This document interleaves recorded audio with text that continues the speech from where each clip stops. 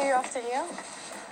Your deductive reasoning skills are perfect for a place like Brown. A place like Brown? An enclave of trustafarians and children of celebrities who major in drum circles and semiotics, whatever that is. I can't wait for you to come home next Thanksgiving a militant veganista, anemic and proud. Brown is an Ivy League school. Everyone knows that the only real Ivies are the Holy Trinity: Harvard, Yale, and Princeton.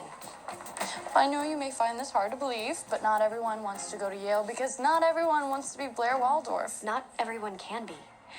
Since we're not friends anymore, let me speak frankly. You're not that smart.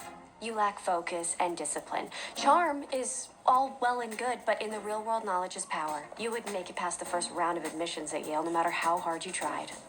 Have fun at Providence. Oh, and maybe you can get your hair dreadlocked while you're there. So part of Blair and Serena's volatile friendship analysis will center Serena's psychology, precisely her daddy issues, and how it relates to her friendship with Blair. So as you can see from the clip I just showed you, Blair is talking to Serena in a very condescending way. Now granted, the two girls were beefing at that point in the show, but if you take note of what's being said and how it's being said, you realize that there is a power gap between the two and a lack of mutual respect. So Blair displays a sense of superiority that seems to be a pattern in her dynamic with Serena. She has explicitly or implicitly implied throughout the show that she was smarter than Serena, more disciplined, more capable, and ambitious. Blair cared about academic achievement, Ivy Leagues, her reputation, and her future. Serena, on the other hand, was much more free-spirited, more adventurous, less concerned with discipline and long-term planning.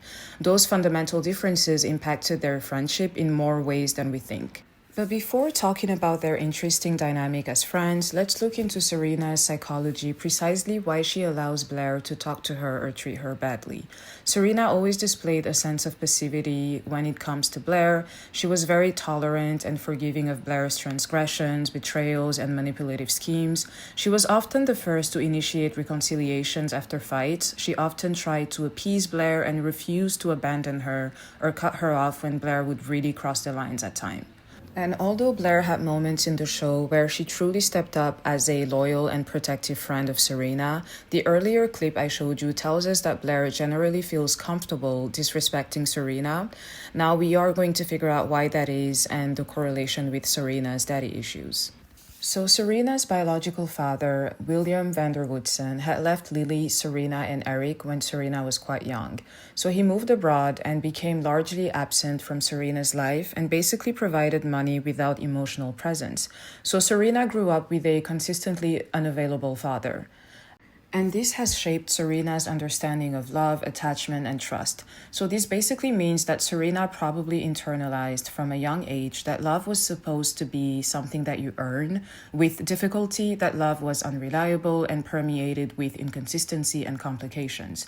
So there are two coping strategies that emerge from this from a psychological standpoint. So you either grow up to become avoidantly attached and believe that emotional distance and hyper-independence is the answer, or you become anxiously attached and believe that people-pleasing and appeasing others and chasing connections are the answers to not being abandoned. So the easiest way to tell that Serena had daddy issues and a fear of abandonment was through her romantic relationships with boys. Serena was objectively boy crazy, desperate to be loved, desperate to be picked, and always involved with some boy. It didn't matter if they were misaligned or incompatible, she wanted to pursue or maintain the relationship. So for the non-viewers of the show, just for you to have an idea, Serena in the show has been involved with a married man and ran away with him. She slept with her best friend's boyfriend while intoxicated. She wanted a relationship with a high school professor and ended up dating him years later. She dated her college professor and she accidentally got married abroad to a friend's boyfriend, and the list goes on. So a man could be a walking red flag and Serena would be the first on the list, infatuated with that man, making excuses for him and believing in a future together. Thus, Serena was repeatedly drawn to men who are unavailable, morally corrupt, or ethically compromised, and inconsistent yet intermittently validating. So if anybody knows of Serena's father, William Vanderwoodson, in the show, you will know that this was exactly the kind of man he was. And the psychological take from this is that familiar relational patterns, such as abandonment, feel safer than unfamiliar relational patterns. Now, how does that relate to her friendship with Blair? So it's quite simple. I think it's based on the same attachment logic. So Serena's core psychological framework is abandonment and repair. So with both men and Blair, Serena has a tendency to overinvest, to tolerate harmful behavior, and to try to fix the bond or preserve the attachment to them. And she has often returned to Blair or her male lovers after they've betrayed her, and she tends to minimize her own angry feelings and takes responsibility for other people's feelings.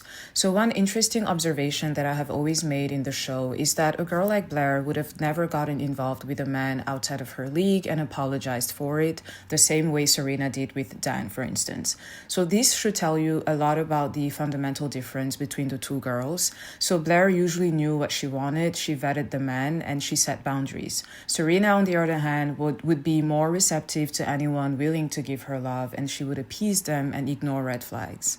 Now, you may ask, what was the appeal for both Serena and Blair? Why did they remain friends? Why were they drawn to each other, and what were they getting out of it?